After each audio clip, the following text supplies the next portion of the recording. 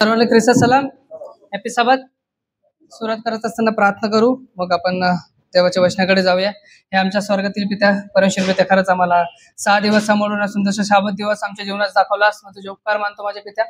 परमेश्वर पित्या, जे काय वचन येणार आहे, जे काय परमेश्वर पित्या वचनातून आम्ही शिकणार आहे परमेश्वर पित्या, त्याद्वारे आम्ही चालव बोलाव वागावं असं तो कर. माझ्या मुखातून तू यांच्याशी बोल परमेश्वर पित्या. आमच्या जीवनामध्ये एक बदल होऊ दे माझ्या पित्या. हा शाबत दिवस आमच्यासाठी आशीर्वादित जाऊ दे. ही लहान नम्र प्रार्थना येशू ख्रिस्ताच्या नावात मागतो म्हणतोय, आमेन.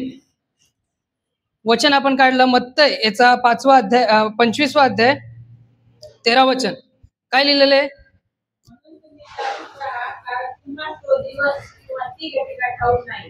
परमेश्वर इथं सांगतोय, येशू दाखला इथे दिलेला आहे, 10 कुमारीचा दाखला इथे दिलेला आहे. आपल्या सर्वांना 10 कुमारीचा दाखला माहिती आहे, पण 10 कुमारीचा दाखला किती वेळेस ऐकलं तरी आपल्यासाठी नवीन आहे. परमेश्वराचं वचन किती वेळेस ऐकलं तरी आपल्यासाठी नवीन असतं. आणि नेहमी नेहमी जेव्हा आपण वाचतो तेव्हा तेव्हा परमेश्वर काही ना काही आपल्या त्या वचनामधून शिकवत जातो, आमेन. जेव्हा आपण बघतो मत्तयचा 5वा अध्याय, दृष्टांत, येशू ख्रिस्ताने आपल्याला एक दृष्टांत दिला, 10 कुमारीचा दृष्टांत दिलेला आहे. 10 कुमारीचा दृष्टांत जेव्हा आपण बघतो तिथं असं सांगितलेलं आहे की एक लग्नाची जी तयारी आहे ती परमेश्वरांनी इथे दाखवलेली आहे. पहिलं वचन सांगतं की तेव्हा स्वर्गाचे राज्य 10 कुमारी सारखे होईल, त्या आपले दिवे घेऊन वराला समोर जाण्यास निघाल्या. त्यात 5 मूर्ख होत्या व 5 शहाण्या होत्या.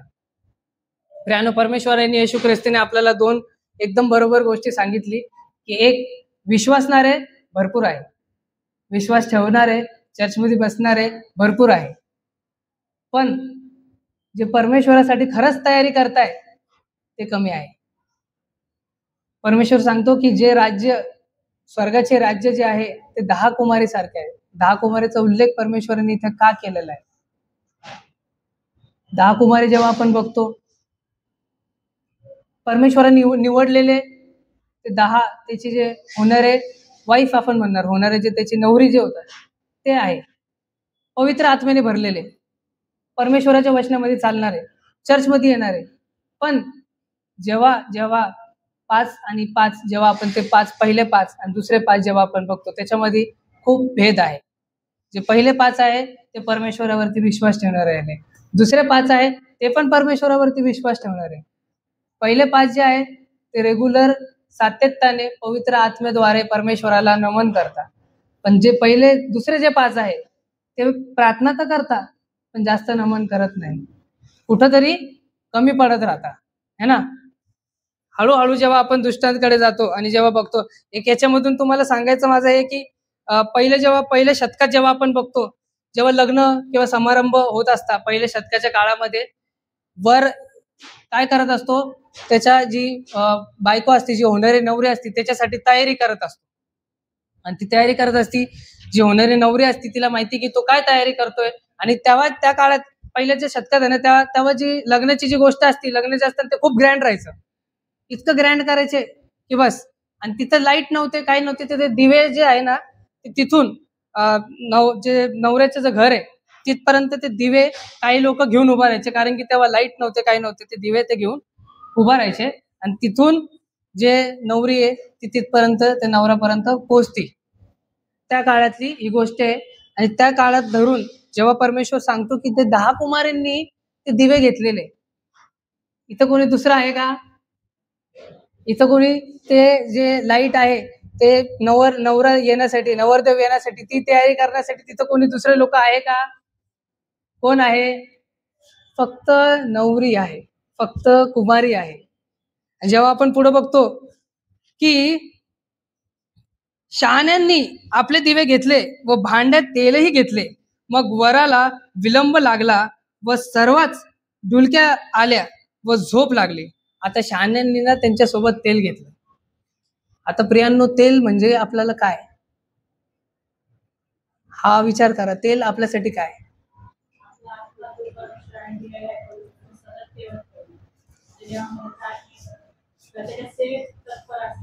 तत्पर असणं. तेल भरणं म्हणजे आपल्याला ती तयारी तशीच ठेवायची आहे, जी तयारी आपली पहिल्या दिवसापासून परमेश्वरासाठी आहे, जी पहिल्या दिवसापासून आपण परमेश्वराची वाट बघतोय, जी पहिल्या दिवसापासून आपण तयारी करतोय की परमेश्वर माझा येणार आहे, परमेश्वर माझा येणार आहे, परमेश्वर माझा येणार आहे, परमेश्वराला उशीर होत राहिलेला आहे, पण तरी आपली तयारी तशीच पाहिजे.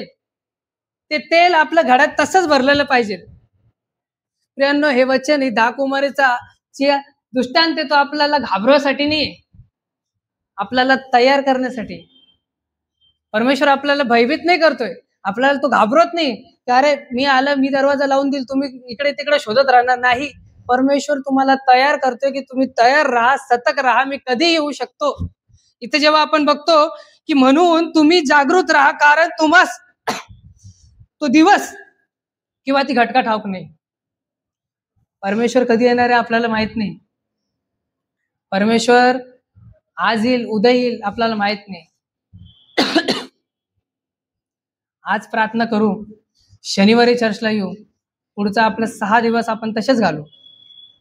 आज पवित्रतेने परमेश्वराकडे येऊ, पवित्रतेने परमेश्वराकडे क्षमा मागू. मग पुन्हा आपल्याला काय होतं, पुन्हा आपल्या जीवनामध्ये असं काय होतं की आपण पुन्हा त्या सैतानाकडे जातो. आपण वाट बघतो की नाही, परमेश्वराला यायला अजून वेळ आहे.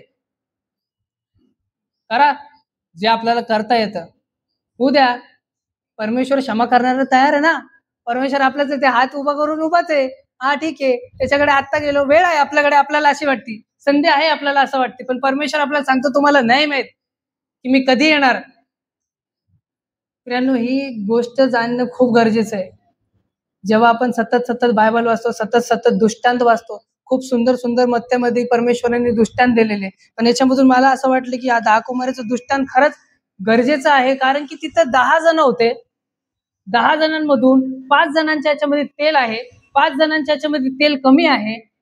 वराला यायला उशीर होत राहिला, कारण की वर तयारी करतोय. वर आपल्यासाठी घराची तयारी करतोय. जसं मी तुम्हाला सांगितलं, वर आपल्यासाठी ते घर बनवायची तयारी करतोय, त्याला विलंब होणार आहे. तो तयारी करतोय की बाबा आता माझी जी होणारी बायको, तिला आज काय पाहिजे, हे काय पाहिजे, ते काय पाहिजे, तो तयारी करतोय सगळ्या गोष्टींची. जी माझ्यासोबत जे राहणारी मंडळी आहे, तो त्यांच्यासाठी तयारी करतोय, म्हणून त्याला विलंब होत राहिला, म्हणून त्याला वेळ लागतोय. पण मग आपण ती गोष्ट का समजत नाही, त्याला वेळ लागतोय, वेळ लागू द्या. आपल्याला माहिती ना, तो आला की त्याच्याकडे क्षमा मागितली तर तो आपल्याला क्षमा करून देईल नाही. नाही प्रियांनो, आपल्याला तो क्षमा नाही करणार.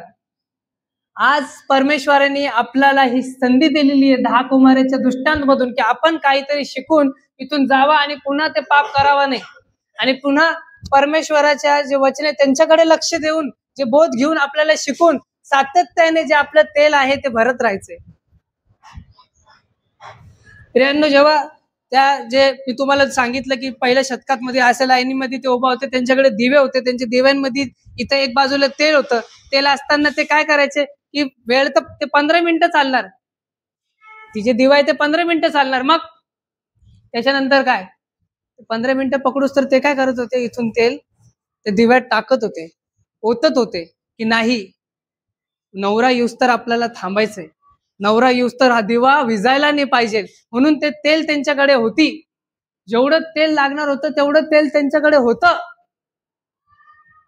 आज आपलं तेल कुठं कमी पडते प्रियांनो, आज आपला विश्वास कुठं कमी पडतोय प्रियांनो, आज आपला जो परमेश्वरावरती, जो परमेश्वराने आपल्याला ज्ञान दिलेले, परमेश्वराने जे आपल्याला गिफ्ट दिलेले, ते कुठं कमी पडताय. आज परमेश्वराने आपल्यासाठी खूप काही गोष्टी दिलेल्या, पण आपण कुठेतरी कमी पडत आहोत. आपलं जे भांडारातलं तेल आहे ते कमी पडत आहे.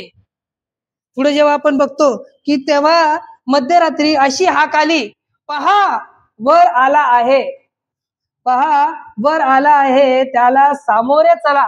गडबड झाली, वर आला, आता काय, वर आला आता काय.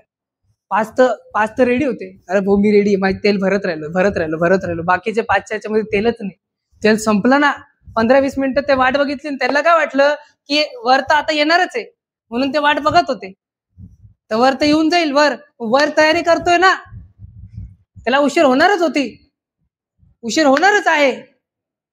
मग काय पुढे लिहिलेलं आहे, मग त्या सर्व कुमारी उठून आपापले दिवे नीट करू लागले. दिवे बघताय, तेल नाही, दिवे रेडी करताय, नवरा येणार आहे, वाट बघतोय, 10 कुमारीची, अंधार आहे. त्याच्या पुढे लिहिलेलं आहे, तेव्हा मूर्खांनी शहाण्यास म्हटले, तुम्ही आम्हास तेलातून काही द्या, कारण आमचे दिवे जाऊ लागले आहे. प्रियांनो, सॅल्वेशनला काय म्हणतो? सॅल्वेशनला काय म्हणतो आपण? सार्वकालिक जीवन. सार्वकालिक जीवन हे फक्त इंडिव्हिज्युअल लोकांनाच आहे. मला सार्वकालिक जीवन माझ्या आई वडिलांकडून नाही भेटणार. मला सार्वकालिक जीवन किंवा माझ्या भावाकडून नाही भेटणार, माझ्या पत्नीकडून नाही भेटणार, माझ्या जे सोबत राहणारे लोक त्यांच्याकडून नाही भेटणार. सार्वकालिक जीवन हे एकेकांना त्यांचं परमेश्वराने सोपून दिलेलं आहे. तुम्हाला पाहिजे तर घ्या, नाही पाहिजे तर नका घेऊ. तेव्हा ते पास काय म्हणताय की तेव्हा मूर्खांनी शहाण्यात म्हटले, तुम्ही आम्हास तुमच्या तेलातून काही द्या, कारण आमचे दिवे जाळू लागले आहे. पण शहाण्यांनी उत्तर दिले की कदाचित आम्हाला व तुम्हाला पुरणार नाही. तुम्ही विकणाऱ्याकडे जा, स्वतः करिता विकत घ्यावे हे बरे. प्रियांनो, सार्वकालिक जीवन परमेश्वरांनी सर्वांना दिलेलं आहे, पण त्याच्यासाठी ओढ कोणाची, त्याच्यासाठी झटपट कोणाची? एक जण प्रार्थना करत बसलेला आहे, तुम्ही त्याच्याकडे येऊन प्रार्थना करताय, परमेश्वर मागून येत राहिला, तुम्ही त्याला म्हणताय भाऊ माझ्यासाठी प्रार्थना कर, मी वाचेल. तसं नाही होणार. परमेश्वर अंतःकरण बघणारा परमेश्वर आहे, परमेश्वर स्वीकार करणारा परमेश्वर आहे. पण कितपर्यंत तो स्वीकार करणार, कितपर्यंत तो आपल्याला माफ करत राहणार, कितपर्यंत आपल्याला दुर्लक्ष करत राहणार, कितपर्यंत? हे समजून घ्या प्रियांनो. हा दाखला फक्त शिकवण्यासाठी महत्वाचा नाही. हा दाखल्यामधून आपलं शिकणं महत्वाचं आहे की आपण खरंच अलर्ट आहोत का, आपण खरंच तयारी करत आहोत का, आपण खरंच परमेश्वरामध्ये विश्वास ठेवलेला आहे का. आपल्याला परमेश्वरांनी जे तेल दिलेलं आहे, आपल्याला जे परमेश्वरांनी वचन दिलेले आहे, आपल्याला जे गाण्याची शक्ती दिलेली आहे, आपल्याला सांगितलेलं आहे की बाबा तू हे तुला जे आपल्याला जे ज्ञान दिलेलं आहे, जे दान दिलेलं आहे, त्याचा उपयोग आपण करतोय का? नाही. घरात बसलोय, प्रार्थना करतोय, पुन्हा तोंडातून 2 शब्द शिव्याचे काढतोय, पुन्हा वापस प्रार्थना करतोय, पुन्हा परमेश्वराकडे येऊन क्षमा मागतोय, आणि ती सायकल आपली चालूच आहे. ती सायकल संपणार नाही. इस्रायल लोकांचं जेव्हा आपण बघतो, इस्रायल लोकांना परमेश्वराने निवडलं, परमेश्वराने निवडल्यानंतर इस्रायल लोकांनी काय केलं? इस्रायल लोकांवरती परमेश्वराचा विश्वास होता, पण परमेश्वराला माहिती आहे असंच करणार आहे, हे मी जे दिलेलं याची मातीच होणार आहे.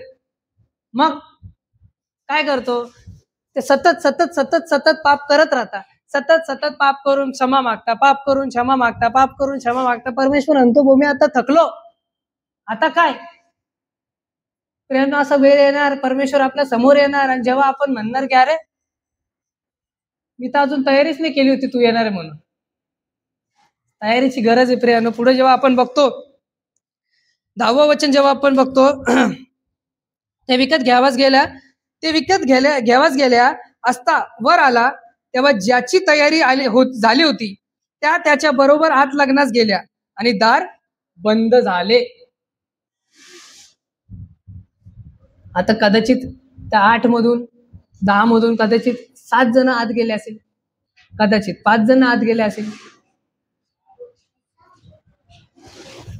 जे आपल्याला तेल घेण्यासाठी जिथे जायचं होतं ते खूप लांब आहे.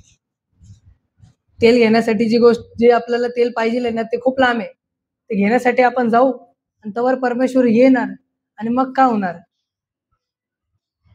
आपण पाप करू, पापांमधून जेव्हा आपल्याला असं वाटेल की आता मी यार परमेश्वराकडे पुन्हा जातो, त्यापर्यंत जाऊस तर जेव्हा परमेश्वरांनी तुम्हाला संधी दिलती, जेव्हा तुम्हाला त्या संधीचं सोनं काय नाही केलं, त्यापर्यंत जेव्हा परमेश्वरांनी तुम्हाला निवडून दिलतं, तुमच्या जीवनामध्ये अशी गोष्टी आहे, ते गोष्टी होणार, तुम्हाला परमेश्वर निवडणार, मग तुम्ही ते का नाही केलं?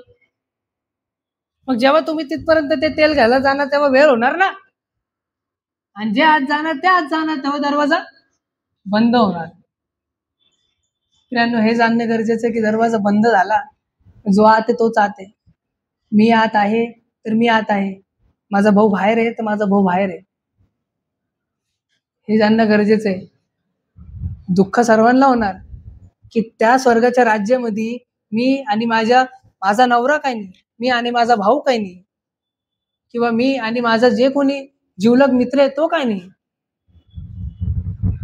पण ज्याला त्याचं प्रतिफळ, ज्याला त्याचं सगळ्या गोष्टी परमेश्वरांनी देऊ केलेले आणि त्याच्यावरतीच परमेश्वर आपल्याला निवडणार आहे. पण आपण तयारी करत आहोत का, हे आज जाणणं गरजेचं आहे प्रियांनो. जेव्हा आपण पुढे बघतो, नंतर त्या दुसऱ्याही कुमारी येऊन म्हणाला, प्रभूजी आम्हासाठी दार उघडा, प्रभूजी आम्हासाठी दार उघडा, प्रभूजी आम्हासाठी दार उघडा. ठाक ठाक ठाक ठाक ठाक ठोकत आहे की परमेश्वर आमच्यासाठी उघड, आम्हाला स्वीकार, आम्हाला बोलव, आम्हाला आत घे. पण तेव्हा वेळ गेली, तेव्हा जी संधी होती ती गेली. जेव्हा परमेश्वरांनी दार उघडून उभा करून तुमच्या समोर ठेवलेलं आहे, तेव्हा ती संधी आहे. जेव्हा तो दार बंद करून देईल तेव्हा ती संधी जाईल प्रियांनो.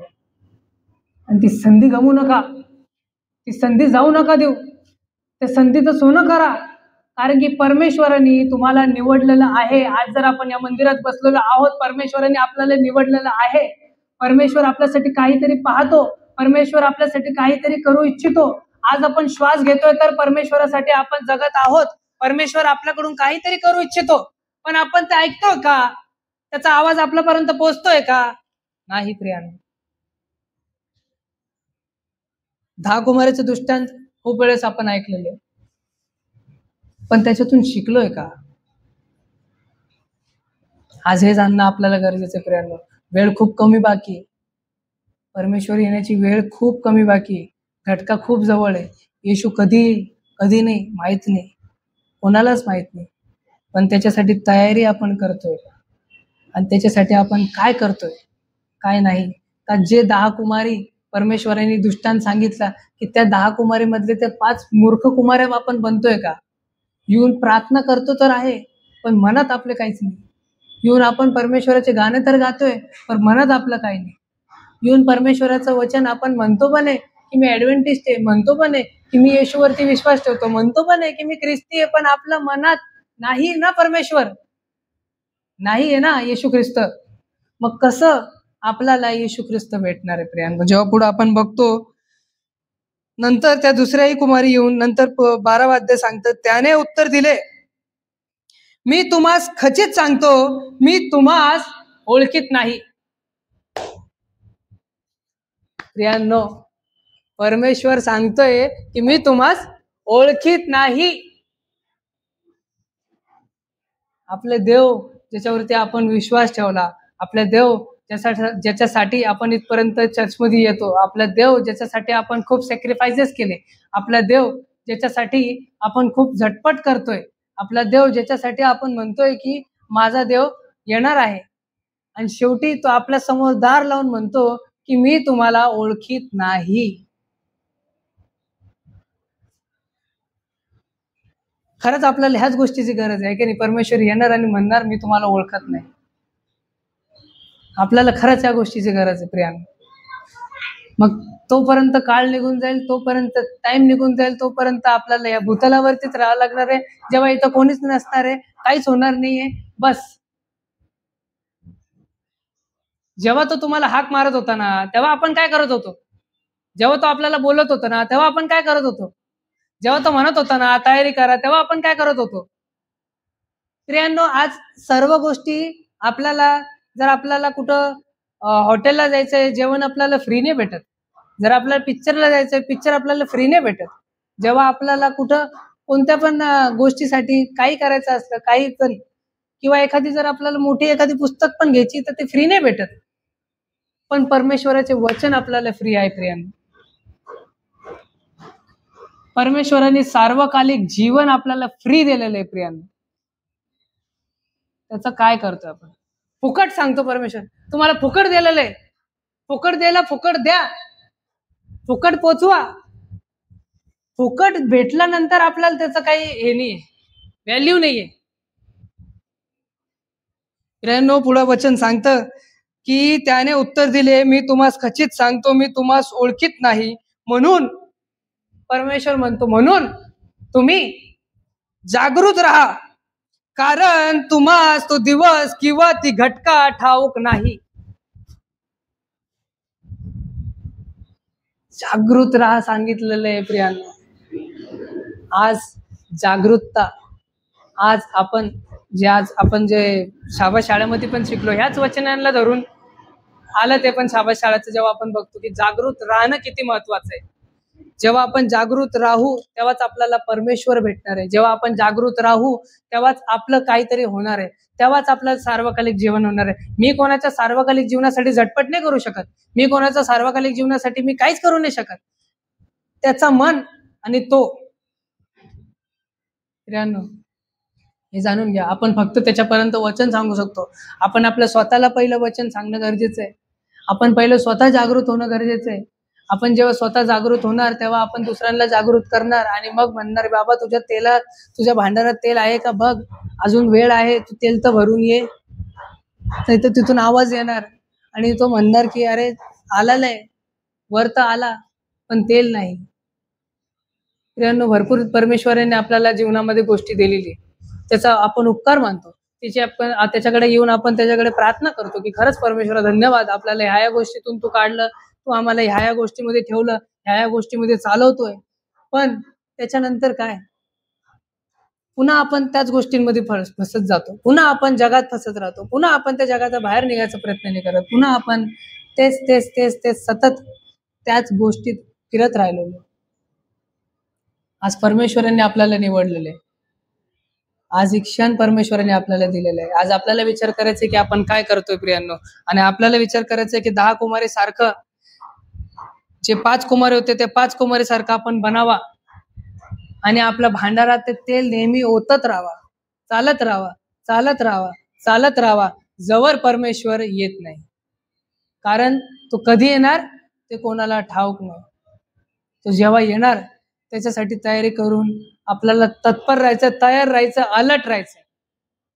देव करो तुम्हाला हे वचन समजण्यास सहाय्य मदत करो. आमेन.